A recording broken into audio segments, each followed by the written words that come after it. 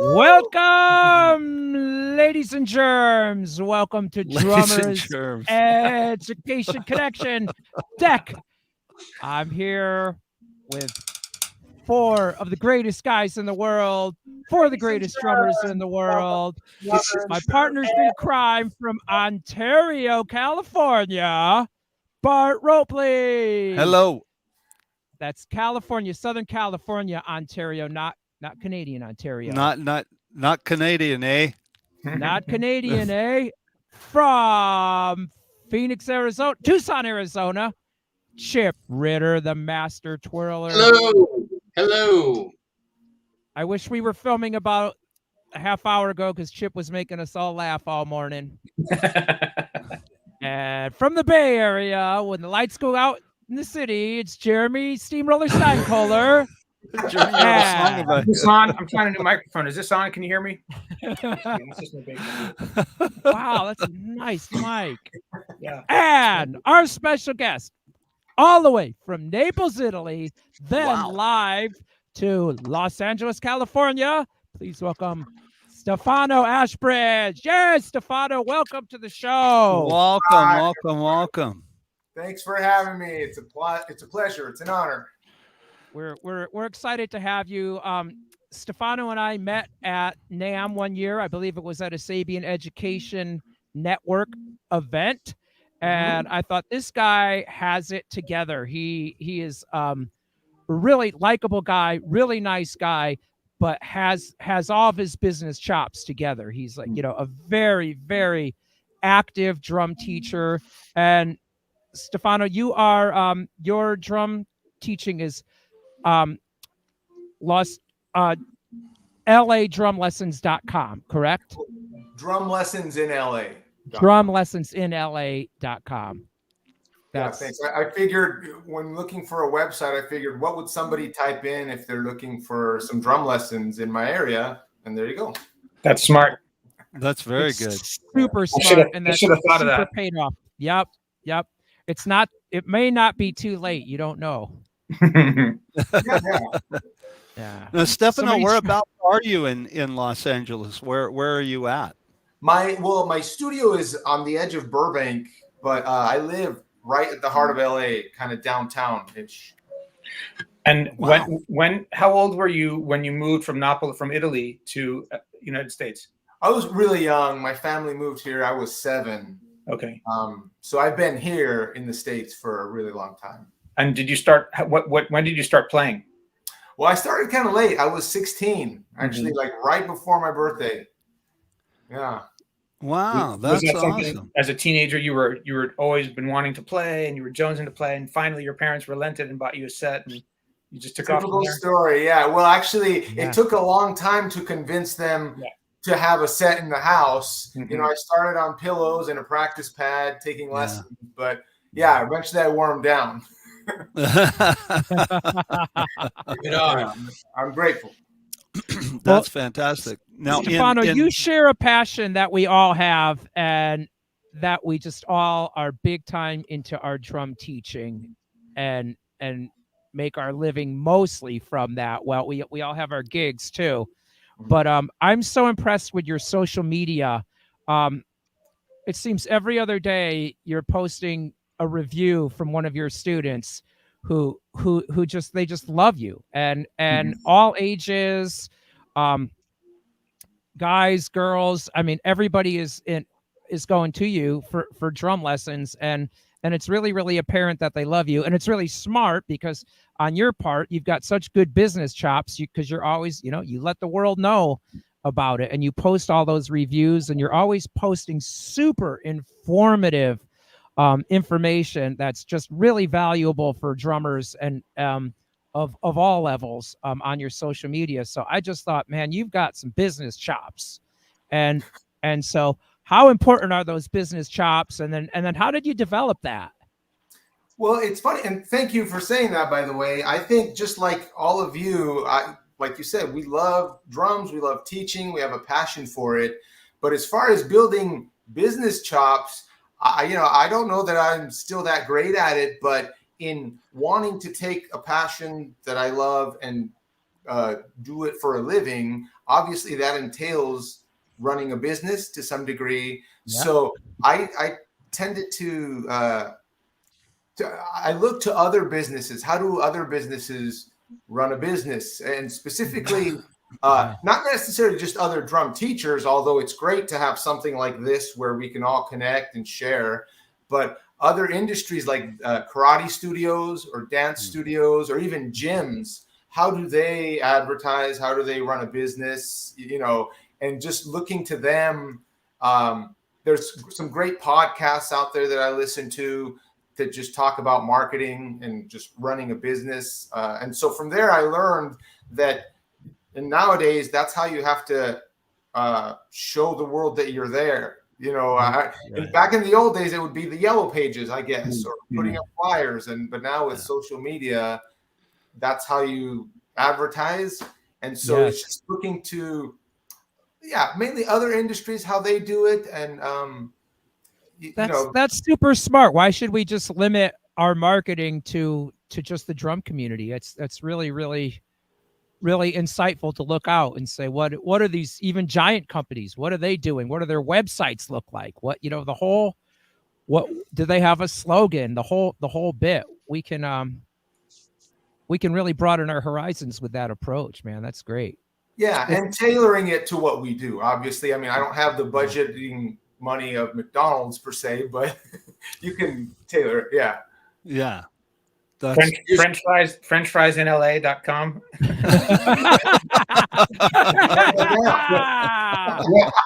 Stefano, how many students do you see every week? Right now, it's about 43. Wow. I teach privately, but I also took a gig teaching at a school of rock here in LA. So between the two, it's about 43 a week. Wow. Yeah, that's great. Now on the School of Rock, because I've had some dealings with another school kind of like that. Do you find that teaching privately and then teaching at the School of Rock is what are the challenges with that? I guess I'll form the question that way, because I found a few challenges in my own teaching practice versus the way they would want me to teach. How do you overcome those?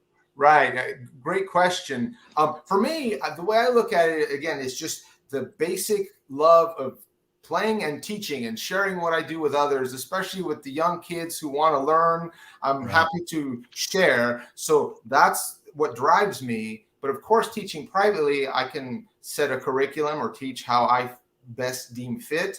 Right. But the School of Rock, their purpose is similar in that they want to teach these kids to love music and play, but their business model is these kids get to play in a band, so they get private lessons, but they also get together and play the songs in a band.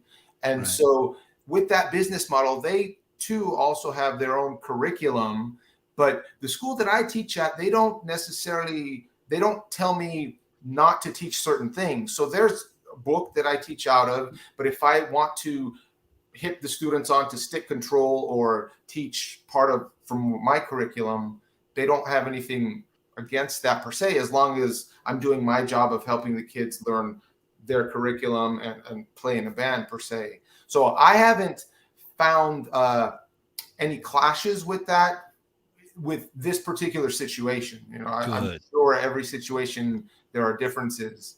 But it's gone pretty well, and just the variety of some days I'm at my own studio and some days I'm over there. Stefano, you mentioned drum books. What are your top handful of drum books that you use with your students? I can't believe you just said that.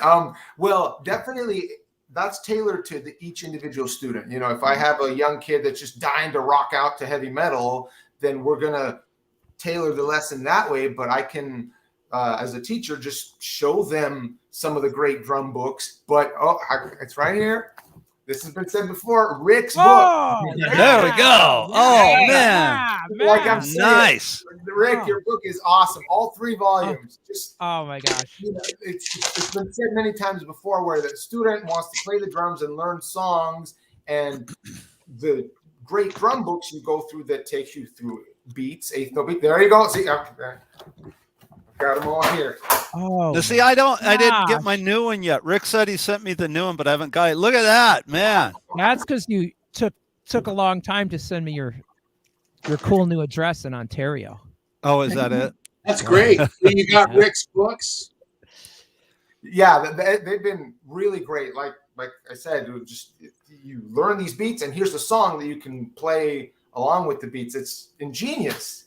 So that's been helpful. But like I said, with people who I have some students who are a little more serious minded, and we go through reading books.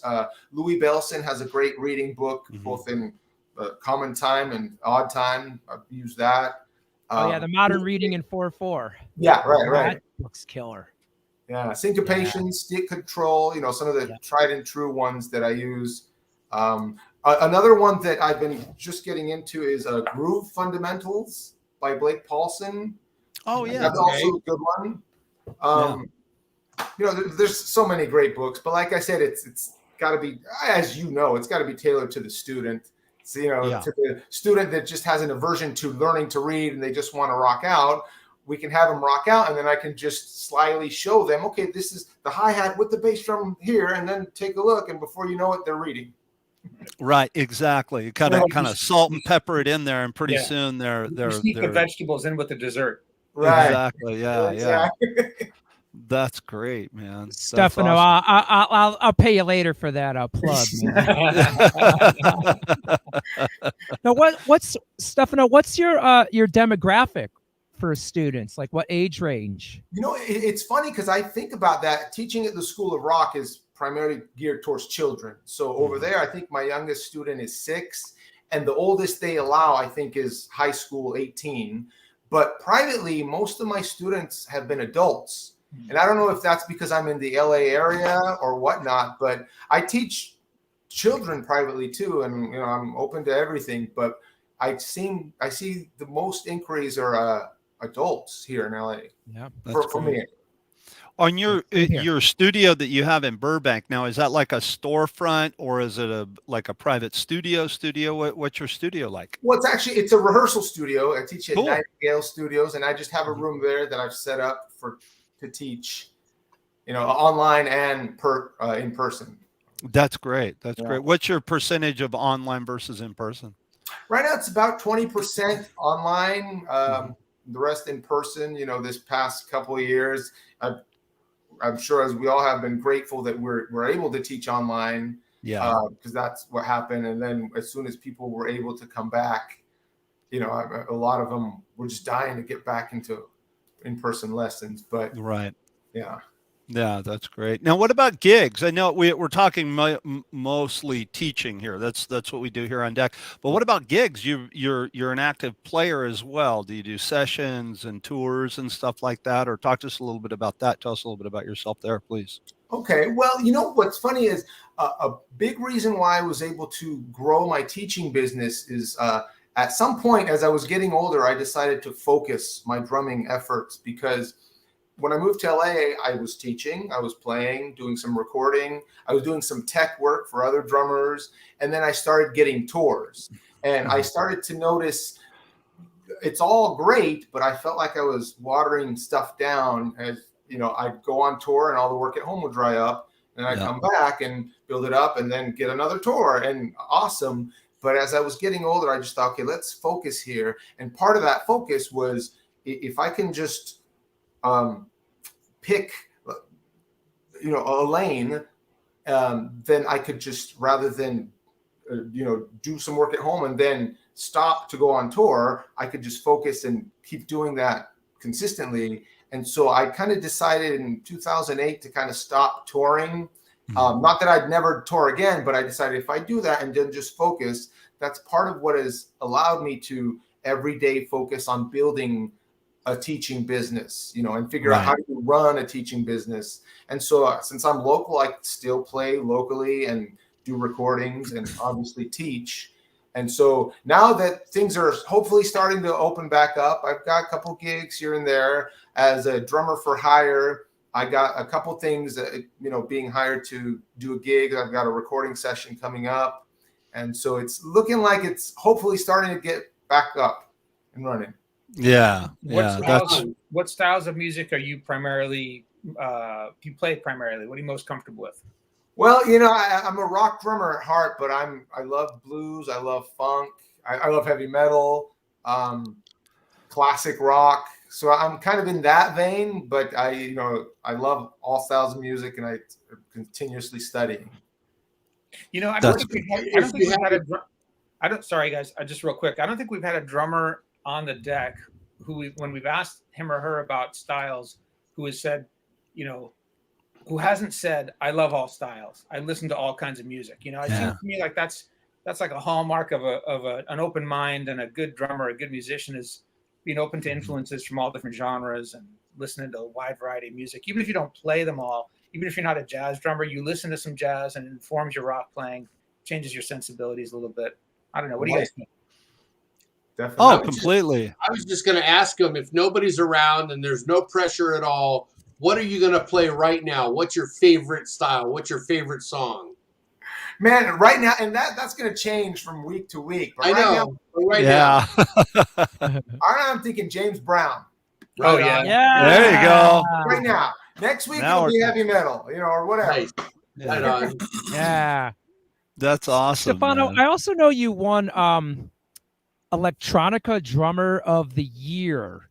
Right. Can you tell us a little bit about that? Yeah, what was that? That's an interesting story. First gig I got when I moved to LA was it was a goth electronica band where they dressed me up in full makeup, and so I was playing electronic drums, and it was just to describe it, kind of in the vein of Nine Inch Nails, but not really. Yeah.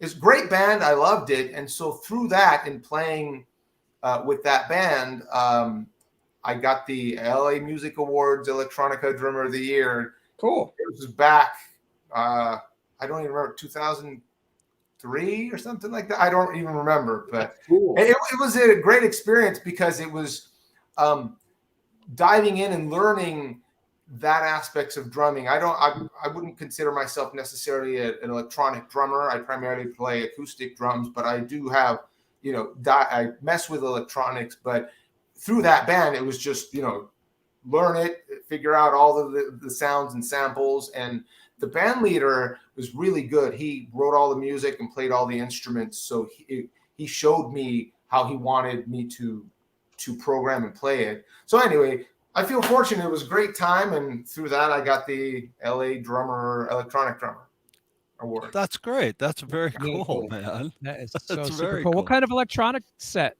were you playing? It was a mishmash of Lisas and Roland with the modules and the pads. I think the pads were all Roland, but it was a while back. Yeah.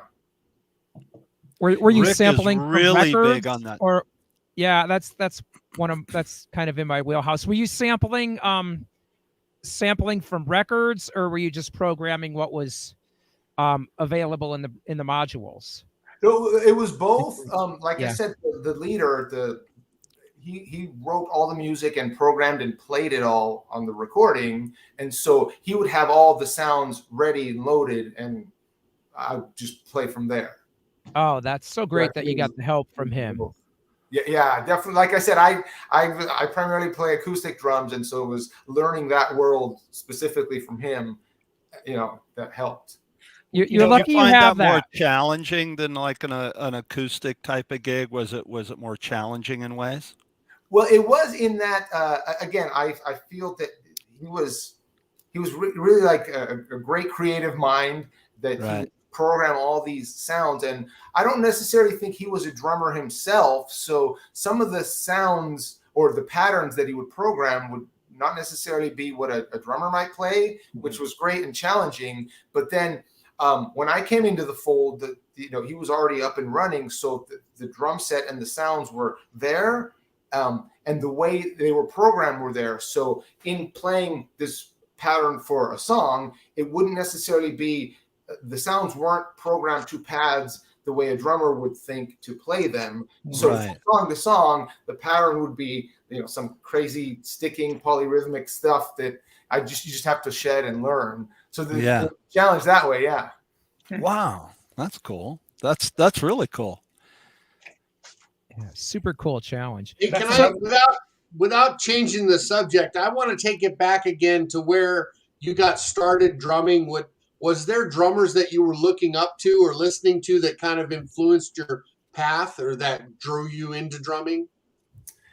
Definitely. Well, again, this has changed over time, but initially it was the rock and heavy metal of the day, Aerosmith, Rolling Stones, and then some of the heavier stuff, Metallica, Guns N' Roses. Those were the bands and drummers that, as a kid, initially drew me to wanting to play the drums. But then, in taking lessons, my teacher would turn me on to awesome R&B stuff. My family was no one played instruments, but they were all big into music, listening to rock and pop and whatever. So it was, in hearing those records from a kid, from being a kid, I started playing along to stuff like that. Like, that's cool.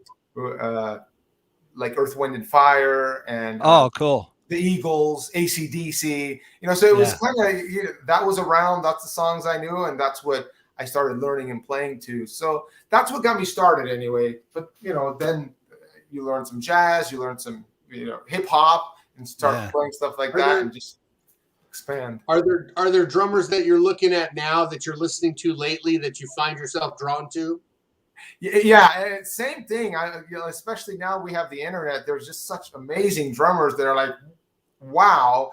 And I recall just like when I first started and you'd see these amazing drummers, like I remember the first time I saw Dennis Chambers, are amazing, and thinking like, okay, maybe someday I'll be able to do that, but let's get in the woodshed and practice. Now there's same thing like with Chris Coleman. I see out there just an amazing drummer. And okay, let me give a shout out to Chip Ritter. Showmanship, gotta give it up. So, same thing. My mind draws a blank because there's probably a million of them that I can see that are very amazing and inspirational. Someone from Instagram that I found, and I'm probably butchering his name, forgive me, Grayson. Greg Grayson, I think. Yeah, Nick. I'm sorry. I should have. That's okay. That's okay. Don't worry about it. But they're amazing drummers. Yeah. He's on Instagram and he's insane. I know. I think that. Sorry. Whenever we have something that I think just moves us, right? There's been, I'm sure we all feel this way, that there's a million drummers out there. There's never been a day where like I don't stumble across somebody, whether it's an Instagram video or Facebook or YouTube, and you see somebody playing and go, why didn't I think of that? How are they doing that? Especially when you see like a 6-year-old kid that's just shredding, like, how did you do that? And I think it's just that point where, for me, it's always been something that moves me. You mentioned, like you said, AC/DC. I mean, I was joking around the other day talking to one of my students, and I was like, I bought Back in Black on every format that you can get it on. Like, I mean, cassette, 8-track. I had an 8-track of Back in Black. That's how old I am, right? I had everywhere you could buy it, I've had it. And still to this day, if somebody wants to learn the song Back in Black, I still am just like, oh, yeah, what's better than that? Nothing. I mean, that's awesome, So if it's something that moves you, if it's something that grabs a hold of you and says, hey, pay attention, I think that's the important part. For me anyhow, as a teacher. Sure, definitely. And however it moves one, whether it be the theatrics of Dennis Chambers or Phil Rudd from back for AC/DC, definitely. Yeah, definitely. One of the episodes we had on here some time ago was a roundtable discussion about, are drummers getting better? Are there more better drummers out in the world today than there used to be? And of course, we all grew up listening to our heroes, and all of them. If you look at their influences, they stand on the shoulders of giants, of course, as we do naturally. But I'm curious about your take on this. Do you feel like there are more better drummers around now than there used to be, say, 30, 40, 50 years ago? Well, definitely you see amazing drummers out there, but the difference between then and 40 and 50 years ago, when we didn't have the internet, is we weren't connected to everyone all over the world. So I would imagine there was great drummers in their bedrooms woodshedding hours and hours every day to get good, but they didn't have the platform like Instagram to show people that they were good, or maybe eventually they got good and played locally until they maybe made it to the world stage. Whereas now we have access to that. So I'm not exactly sure, but I would say, that how I caught the bug, and then you talk to people of previous generations or the next generation who also caught the love of drumming.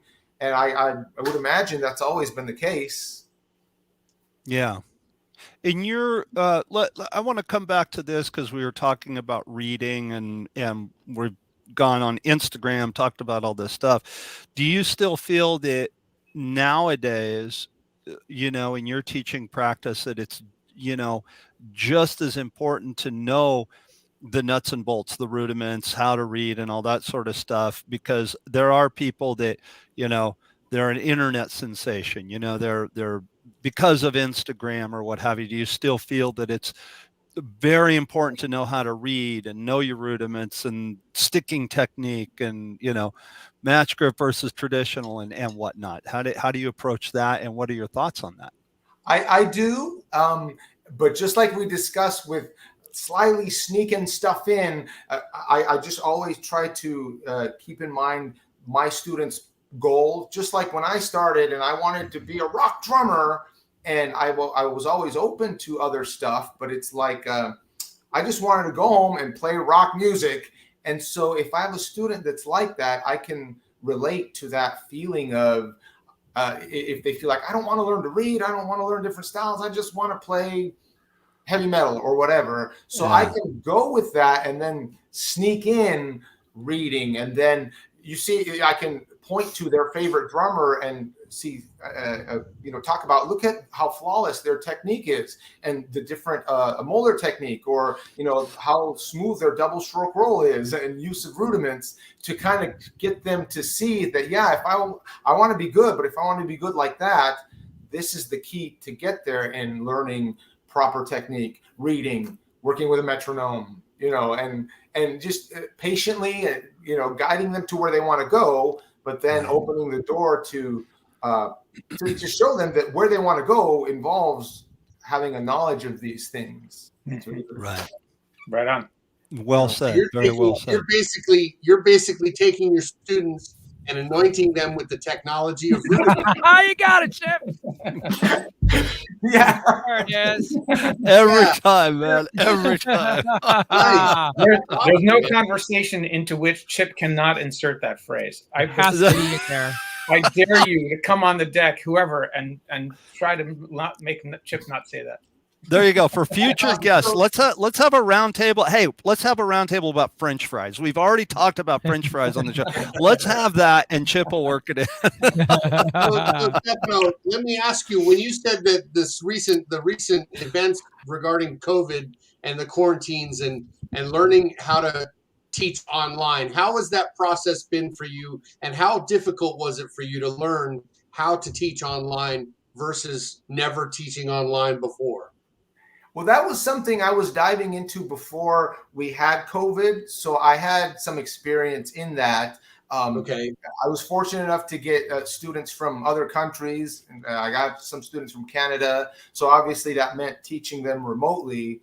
And so I was getting into that, learning how to do it and how to make it better before COVID hit. But obviously when it did, it was just having to convert everybody to teaching online.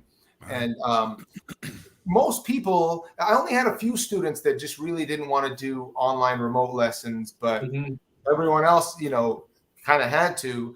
And even now that my students have the option of coming back in person, they can still opt to take a remote lesson. So, it was just diving in and learning, okay, how do I take what I do one-on-one and apply it to remote? And with the technology we have, it's doable. And I'm still learning in terms of, how to maybe set up multiple camera angles and, stuff like that. But even when I first started, that was one of the things with also teaching at the School of Rock, where when the COVID hit, they were really good about pivoting and getting everyone online. And of course, it was just jumping in and figuring out how to do that. Right on. And then when everything shut down, they had the teachers teach from home. And so luckily, like I said, I'd already started doing that. But the more I just researched or figured out how do I improve this. But even if I had one camera, the technology's still pretty good enough if you have an internet connection to be able to teach. But it was thinking through, okay, normally I would just show this person one-on-one or explain it or sit next to them and we play together. So now through a camera, I can definitely, if you have 3 or 4 camera angles that you can switch, that's great. But I can also move my laptop, or I use my phone also, and just move it to get an overhead shot or a side shot or even a foot shot. Right. And really. Have you found that maybe, because I've had this happen after I'm like you, Stefano, that before COVID had hit, I'd been teaching online quite a bit. When COVID hit, I upped my game with cameras and stuff like you're saying.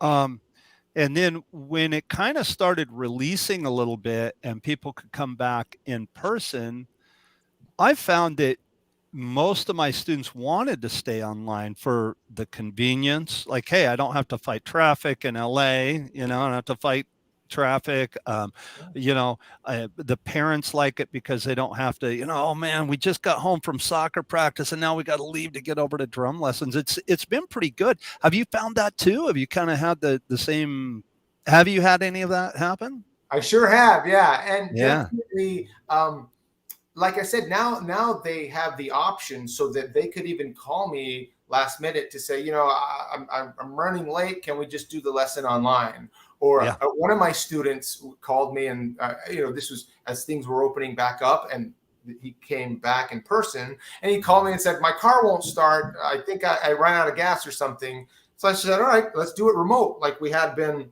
the whole past year. And that was something new. He hadn't thought of that, because he was thinking to come back in person. So I started thinking, okay, now I can use this as part of my policy in terms of, hey, if you can't make your lesson, we still have the option to do it remotely if you don't want to drive or can't drive for some reason. So open that up. There are certainly, everyone we've talked to, and of course ourselves included, have been grateful to be anointed with the technology to be able to. It was too easy. Hey man, quit stealing Chip's material, Jeremy. Come on. It was too like low hanging fruit. I couldn't let go. I got your back, Chip. But online lessons have saved us, frankly. I mean, they saved me during COVID, right? Yeah. I mean, I was teaching online for a better part of a year. I'm curious what you might say about what are some of the drawbacks of teaching online? What has been more challenging about teaching online? What has been less than ideal for you? Well, a couple things. Definitely, if one or either of us has a bad internet connection and the camera stops or whatnot, of course, that's going to halt it to a degree. But what I found is if that were the case, I could just, if I'm explaining something and then and the phone cuts out or whatever, I can take my camera and make a video explaining what I'm doing and send it to them in real time. So this is what I was trying to say real quick. Yeah. And I've even done that with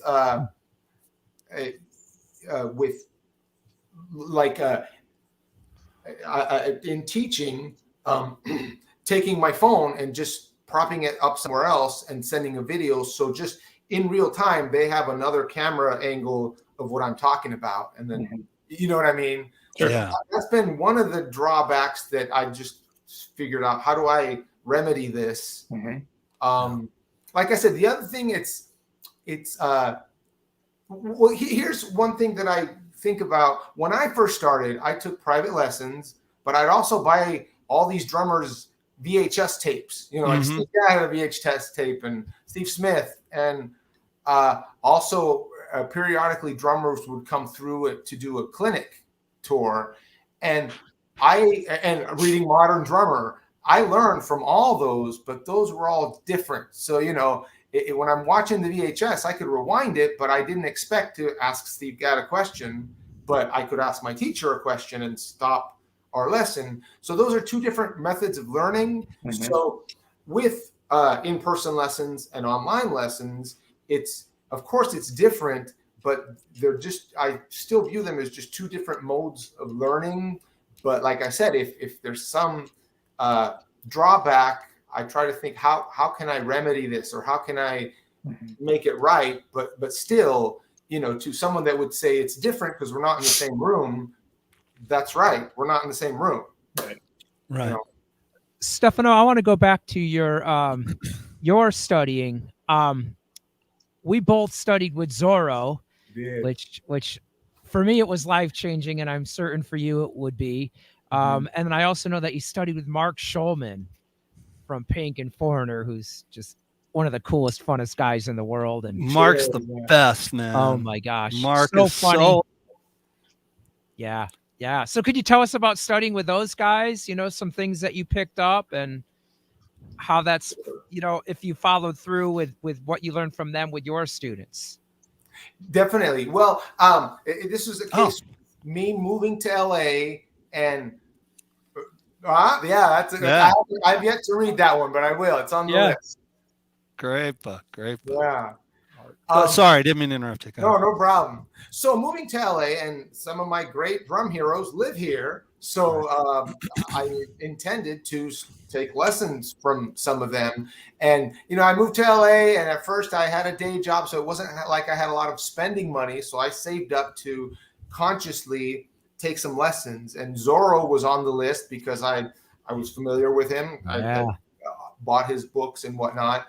And study, from afar, learn from Zorro. But now I'm in LA, and he was in LA, and so I made a conscious effort to try to study with him. But again, I didn't have enough money to study every week, so it would be periodic for a bit. Like one lesson here, one lesson there.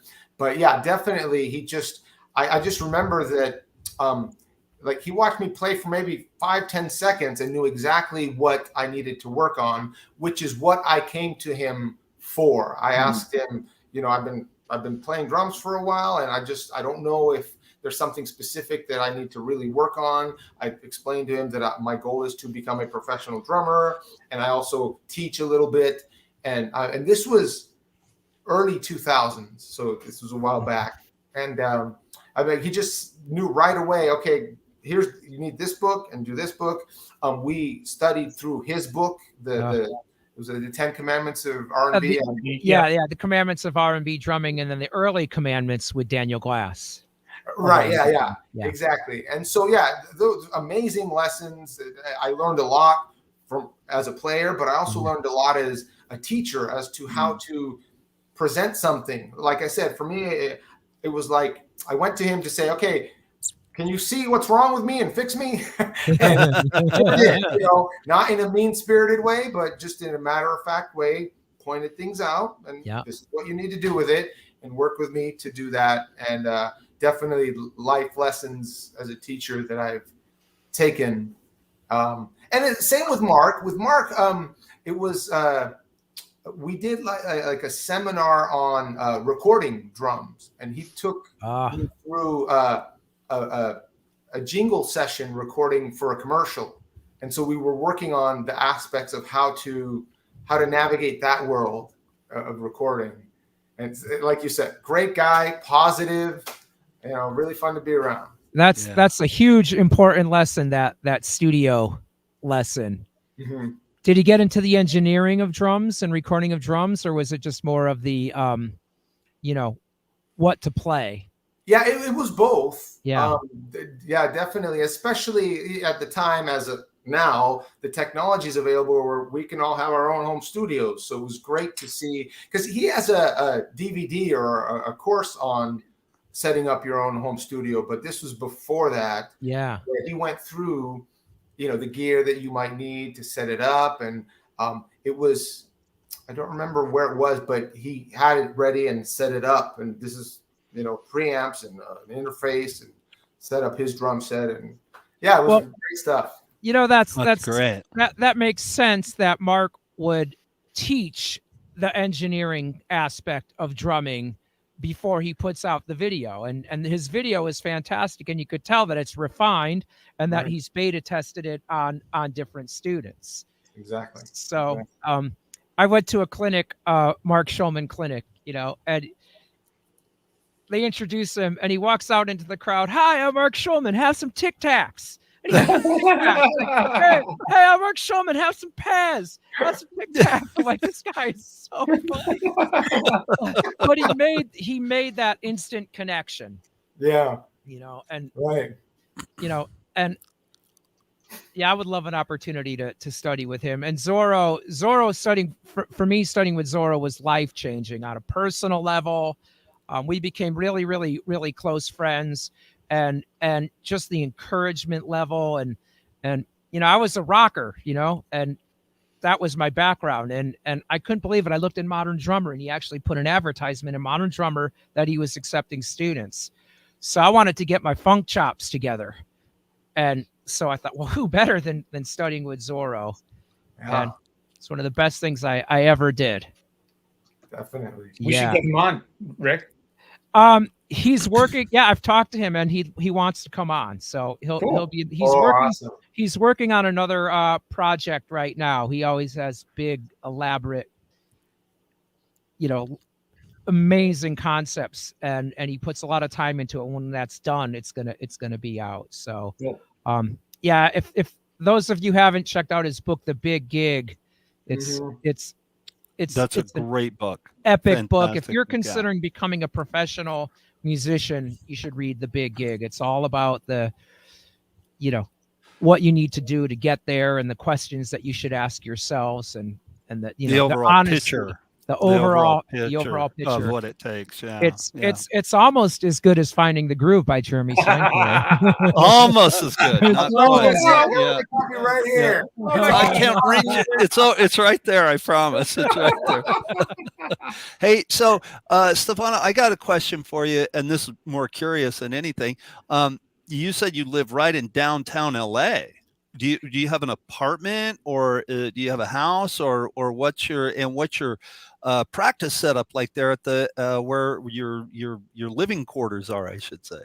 Excellent question. Just like we discussed with my students, I'm in an apartment right in the heart of downtown, and so what I do is I have a practice pad setup that I can use, but I'm aware that somebody lives right next to me, so I want to be conscious of that. So what I usually do is I take a practice pad and some pillows, and I go furthest away from everybody, which would be in the restroom, and just set up on the sink and just rock out there.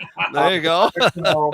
And so the thing is, and so like I tell my students, I'm able to drive to my studio to teach most days, and so I schedule time to get there to do drum set practice there, but I can do my rudiments, my hand technique, my timing work here on a practice pad, even though sound is an issue here. So you do bathroom rudiments, basically. Get into some filthy grooves. Yeah. There's a book for you, bathroom rudiments. Yeah, the flush a diddle diddle. Flush a diddle diddle. Yeah. Oh, bathroom rudiments by Rick Stojak. I can see it coming soon. Yeah. The three-stroke flush. Yeah. What'd you say, Jeremy? The three-stroke flush. Play him a Drago wipe. You're killing me. Oh, come on. Now what happened to the show? It was going so good. This used to be a respectable show. Exactly. And we brought Stefano on. He started talking about playing in the can, and it all went to hell, man. Oh boy. Hey man, well no, I think that's great. Do you have anything like specifically that you like, that you're working on at home right now, like the Will Coxon book or the Nard book or anything like that? Do you any of those things just for your own personal practice stuff at home?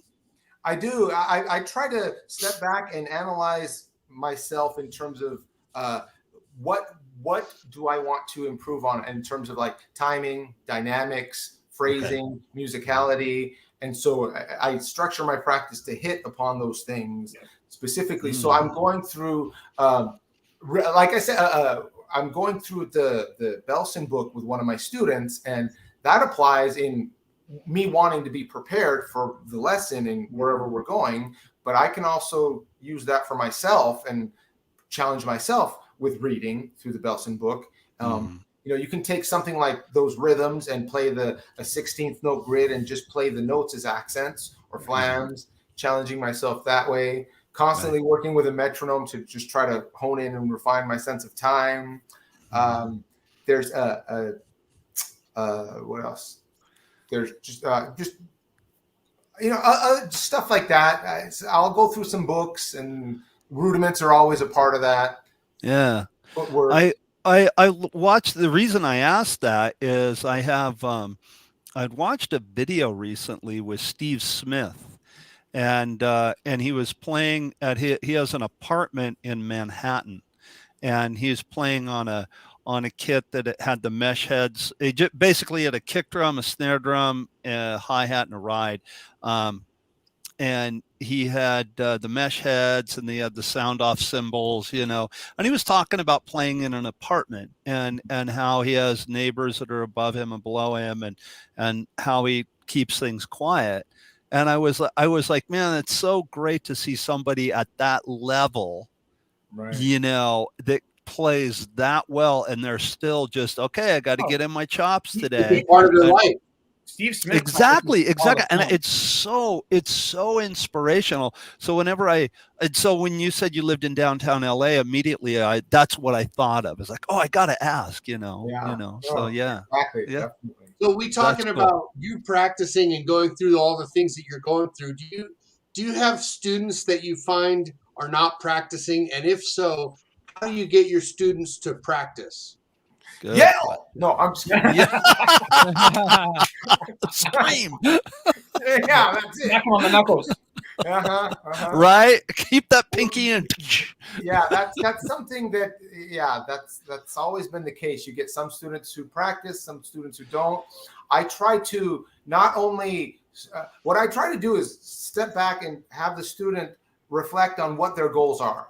What kind of a drummer you want to be? What's the dream? If I could wave a magic wand, and give you your dream as a drummer, what would it be? And of course, if they think I want to be as fast as Dennis Chambers or whatever, well, Dennis Chambers was a beginner once too, and he got there. So how do you get there? So let's go step by step and talk about the things you need to do to achieve that dream. And of course, you get there by practicing. So if they keep reflecting on that, then that'll show them that they need to put in the time.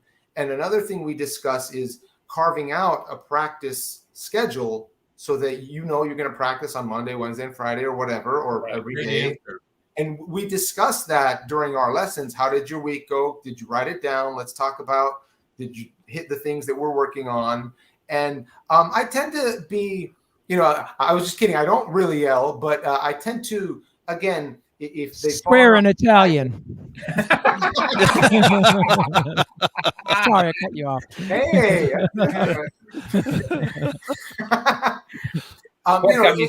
It's not like I yell at them or I'm disappointed, but we just discuss reaching their goals. And this week was a part of the big picture of reaching your goals, and how did it go and why didn't it go well? And, being understanding if they got sick that week, of course, it didn't go as they planned, but doing it that way. And then having the student understand that I can't practice for them. You got to do the work.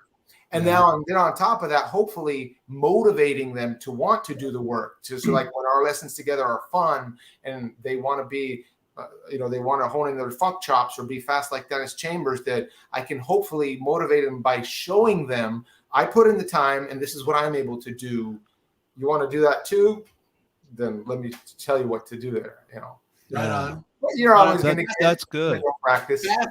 Fast is a great topic. We were talking about that on a recent show. How do you get faster? So I want to go ahead and ask you, Stefano, how do you get faster? Practice. There's definitely great exercises, but even if you take anything that you're doing and have a metronome not only help you with your timing, but guide you, step by step. You don't go from like 80 to 150, but if you go in small increments and what you're doing, yeah, you'll get there eventually, but you put in the time consistently. And that's another motivational thing that I talk about with my students is tracking your progress, so that if you don't feel like you're getting better from month to month because it's been consistent, but you don't necessarily feel it, if you have a tangible way to track it, then you see last month I was here, this month I'm here. I mean, even with myself, I have such a narrow view that I forgot what it was like 10 years ago. Right. Right. And so, but if I have notes that I can see consistent progress, it'll keep me going to. That's really good. Yeah. I had a student in a lesson. Sorry, I didn't mean to cut you off there. Sorry. I was so excited about what you're saying, because I was agreeing. I had a student yesterday in a lesson who's been studying with me for almost 2 years, and he was just super depressed because he felt like he wasn't getting better. And I was like, wow, you've gotten so much better. You're crazy to think that. Look at all these things you can do now that you couldn't do before. Look how much more quickly you can learn things now than you could when you started. And, sort of after 5 minutes of expressing that, he was like, oh, yeah, you're right. I can do these things. But it's easy to get down because, you're always wanting to go to the next place, the next horizon, and it keeps receding. And you have to enjoy the process, and you have to be consistent with your practicing and your attitude, So I totally agree with what you're saying. And then tracking it so you can see your progress, really important. I tell my students, I call it thinking backwards. I'm like, okay, because we all go through that. I don't care if you're the student in the lesson or the teacher in the lesson. There's those points where you're just sitting there going, oh, who am I fooling? Right? I mean, we all have those moments. But I think if you look backwards, meaning that, okay, 2 years ago, could I do what I'm doing right now? Have I learned something new? Am I working out of a new book? Have I been enlightened by one of the people on deck, or have I picked up a new nugget of information that I just didn't have? And if the answer is yes in any way, shape, or form, then it's forward progress. And I think that that's something that, as a teacher, we have to recognize it in ourselves, but we also have to point it out to the student that, hey, look, I have a student right now. She's doing so well. And she's one of these people that she wants the magic drumming pill, right? She wants to just poof, I'm a drummer, And those are really expensive. They are. I've got a drawer of them. I got a drawer full, and I sell them for $10,000 each. So if you guys want one, let me know. But I tell her all the time, I'm like, hey, look, okay, you've been studying with me for about 2 years. Now, just 2 years ago, could you read any music? No, I can't. Well, now look, and we're playing through, I've got this chart for Kashmir, and it's the whole song is on like 3 pages. So there's second endings and codas and D.E.C all over the place. It's a roadmap. And I'm like, look at this chart that you're navigating right now. I mean, you're doing great. And I think we have to remind ourselves again, and the student of that you are making progress. It's just not as fast as you would like. And like Jeremy, you said, and Stefano, you've brought this up too. Enjoy the journey. It's not necessarily about the destination. It's about the journey to get there too. Right. Yeah. So, and I always like to remind him that I'm in the same boat too. I'm still trying to learn and figure it all out. And the more you go, the more you get together, you could ask deeper questions, and it's a never-ending journey. So enjoy that process.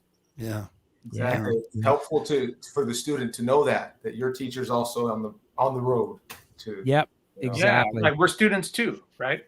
Exactly. Yeah. Exactly. Yeah. Stefano, I have the most important question of the day. And if you guys know this show, here it comes. You know what's coming. And this here is very important because I'm half Italian and you're Italian now. This is what pizza get ugly. Can you recommend in Los Angeles? Your favorite pizza? Oh, man. There was a wood fire place that we loved, and we used them. My wife and I used them for our wedding, and I'm going to get slapped because I forgot the name. Fahrenheit. Oh, it's so embarrassing, but they made a great wood fire pizza, Fahrenheit. You know, I'll ask my wife; she knows. All right, you could post. You could post it. You got to on post it on the deck. You got to post it on the got deck it. I website. will. Let's go. Yeah, Yeah. and Yeah, maybe that's- favorite Italian restaurant too. Oh boy. Wait. Hold on. You moved when you were 7, right? Yeah, Do you still have family in Italy? I do. Yeah. Did you go back? Once in a while, I've been back a couple times. Okay. I'm just checking your credentials here. Yeah, exactly. Do they make fun of your American accent? Do they say you sound like a Valley boy? Not to my face. No. To us, you have a little Italian accent, but to them, they might say you speak Californian. Yeah. Probably. Oh man, what a great episode. This has been fantastic. This has been really, really, really good. Thank you so much. It's an honor and a pleasure. You guys are all amazing. Oh, likewise, man. It's great to have you on. So we learn a lot from you. We learn a lot from everybody, and sounds like you're just doing great work down there, and you're thriving with your teaching practice. And I know gigs will start coming back soon, right? Yeah, definitely. Cool, man. Yeah. Thanks for coming on the show. Thank you. Stefano, thank you so much for being on the show, man. This has been a real pleasure. This really has been. You're a great guy. Thank you so much. It's been nice to get to know you a little bit. As you are. My pleasure. Thank you. Yeah, All right.